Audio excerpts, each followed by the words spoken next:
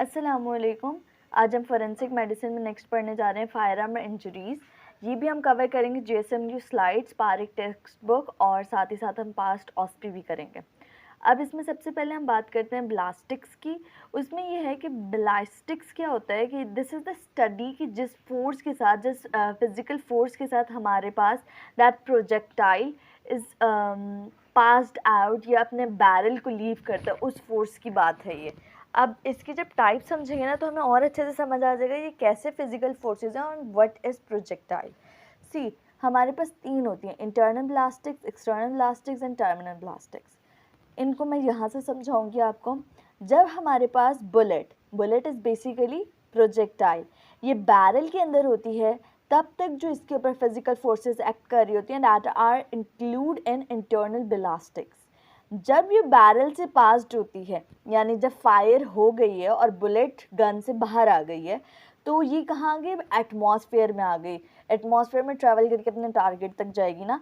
तो ये जब तक यहाँ पर है कि जब ये अपने फायर आर्म से प्रोड्यूस्ड हुई, बाहर निकली, और जब तक ये एटमॉस्फेयर में है तब तक ये बुलेट जो है ये क्या है? In the external ballistics. इस पे अब जो इस इन्वायरमेंट में जो फोर्सेस एक्ट करेंगी वो हम स्टडी करेंगे under external ब्लास्टिक्स forces.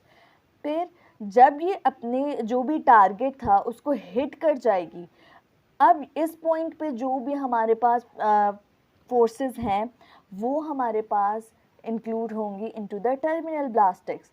So force acting inside the gun barrel on the projectile is internal blastics. External is the one physically happen to the projectile once it leaves the barrel, leave जब करेगी, and terminal is how projectile act when it encounters a target. जब वो अपने target को hit करती है तब जो फोर्स होती है that comes in the terminal ब्लास्टिक्स।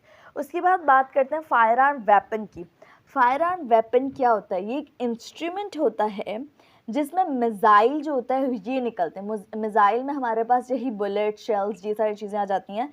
तो मिज़ाइल प्रोड्यूस्ड हो रही होती है किस चीज़ की वजह से? बेसिकली जो हमारे पास फायर आर्म होता है इसमें क्या होता है? प्रोपेलेंट। प्रोपेलेंट क्या होते हैं? These are the gun powders.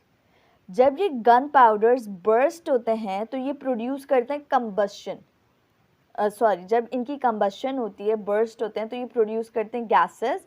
अब गन पाउडर्स की कंबस्ट होने की वजह से जो गैसेस प्रोड्यूस्ड होती हैं ना, वो इस मिज़ाइल पे फोर्स एक्सर्ट करती हैं, प्रेशर डालती हैं और उसकी वजह से फायर होती है। होप समझ आया हो। इजी बताऊँ दोबारा से, गन पाउडर की कंबस्शन हुई, गैसेस प्रोड्यूस्ड हुई, उन गैसेस ने प्रेशर एक्सर्ट किया ऑन द मिज़ाइल बुलेट, और उस प्रेशर की वजह से हमारे पास ये मिज़ाइल डिस्चार्ज होगी। This is fire arm weapon. अब इसकी क्लासिफिकेशन की बात करते हैं।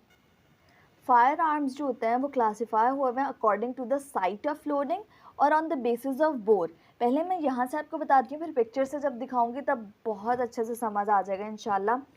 On the according to the site of loading. Loading का क्या मतलब है कि वो जगह या वो साइट जहाँ पे हम उसके अंदर वो जो बुलेट्स हैं वो इंसर्ट करेंगे।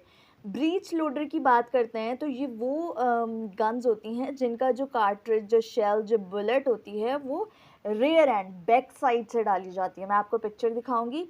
Rare end of its barrel, barrel के पीछे वाले हिस्से से इसमें बुलेट रखी जाती है। फिर मज़ल लोडर की पहले बात कर लेते हैं। मज़ल लोडर वो फायर आर्म होते हैं जिनमें जो बुलेट है वो हम रखते हैं फ्रॉम द फ्रंट साइड, आगे की तरफ रखेंगे मज़ल लोडेड में। मैगज़ीन, ये तो आजकल बहुत ज़्यादा मूवीज़ वगैरह में भी यही चल रही है। मैगज़ीन जो है ना ये स्टोर हाउस की तरह काम करता है। मैगज़ीन वो होता है जिसको हम बेसिकली इंसर्ट करते हैं, एक स्पेसिफिक एरिया होता है in the bullet, in the gun, उसमें ये मैगज़ीन इंसर्ट करते हैं। इसकी इंपॉर्टेंस यूँ है क्योंकि मैगज़ीन लोडर ना चेंज हो सकता है इन केस ऑफ आप कोई ऐसी जगह जा रहे हैं जहाँ पे बहुत ज़्यादा कह सकते हैं कि आपको बुलेट्स की ज़रूरत हो, तो आप एक मैगज़ीन को यूज़ करके फिर दूसरी फ़ौरन से रीलोड कर सकते हैं। तो ये मैगज़ीन की इंपॉर्टेंस है। तीनों को जब पिक्चर से दिखाऊंगी तो क्लियर हो जाएगा कि ये क्या डिफरेंस है इनमें। इसी तरह on the basis of bore भी मैं बता देती हूँ। राइफल्ड फायर आर्म होते हैं, पैराडॉक्स होते हैं, स्मूथ होते हैं। राइफल्ड कौन से होते हैं? जिनका जो बैरल का रीजन होता है उसके अंदर लैंड्स और ग्रूव्स प्रेजेंट हो। ये जो लैंड्स और ग्रूव्स होते हैं ना, इनकी वजह से वो बुलेट जब निकलती है गन से तो उसमें एक स्पिन मूवमेंट प्रेजेंट होती है, ठीक है, क्योंकि लैंड्स और ग्रूव्स से। स्मूथ फायर आर्म में ये लैंड्स और ग्रूव्स नहीं होते, जिसकी वजह से वो बुलेट उस प्रोजेक्टाइल में कोई स्पिन भी नहीं होता। पैराडॉक्स वो होते हैं जिसमें ये दोनों मिक्सड होते हैं, लाइक हाफली वो राइफल्ड होते हैं और हाफली वो स्मूथ फायर आर्म की तरह होते हैं कि उनमें कुछ लैंड्स और ग्रूव्स प्रेजेंट भी होते हैं और कुछ नहीं भी होते, तो इनमें स्लगिश सी स्पिन मिल सकती है। राइफल फायर आर्म में आ जाती हैं राइफल्स, रिवॉल्वर्स और पिस्टल्स। पैराडॉक्स में शॉटगन्स और स्मूथ में भी शॉटगन्स और मजल लोडिंग खास तौर पर आती हैं। अब मैं इसे आपको फ्रॉम द पिक्चर दिखाऊंगी। सबसे पहले बात करते हैं on the basis of loading site. तो उसमें ये है हमारे पास मजल लोडर जो कि बैरल के आगे वाले हिस्से से, और ये हमारे पास ब्रीच लोडर जो कि ये पीछे वाले पार्ट से जाएगी। लाइक ये वाला पार्ट जो होता है ना, ये हमारे पास बैरल होता है। अब बैरल के ये आगे वाले हिस्से से यहाँ पर ये फिल करते हैं और यहाँ पे ये लगा दी जाती है, तो ये हमारे पास बैरल के आगे वाले हिस्से से होगी। जबकि ब्रीच लोडर में क्या होता है, ये देख रहे हैं पीछे की तरफ, ये वाली मज़ीद पीछे की तरफ, कि अब पूरा ये बैरल का रीजन है, उसके जब पीछे वाले हिस्से से जब हम लोड करेंगे उसे तो that will be breach loader, और जब आगे वाले एंड से करेंगे तो डैट विल बी द मजल loader. And this is magazine. ये मैगज़ीन है जो कि हम फिल करते हैं विद द प्रोजेक्टाइल्स और उसको गन के इस पार्ट में लगा देते हैं। तो on the basis of site हमने कंप्लीट कर ली।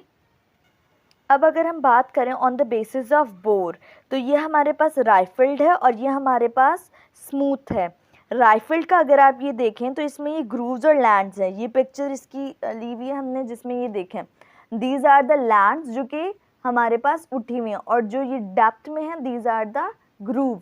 तो ये ग्रूव्स और लैंड्स होती हैं जो कि हमारे पास राइफल में प्रेजेंट होती हैं और ये स्पिन मूवमेंट प्रोड्यूस करवा रही होती हैं। जबकि अगर हम बात करें स्मूथ में तो कोई भी हमारे पास ग्रूव्स और लैंड प्रेजेंट नहीं है, और these will cause a smooth shot बोलेंगे इसको, कि इसमें कोई स्पिन मूवमेंट नहीं होगी। तो this is all about classification of gun.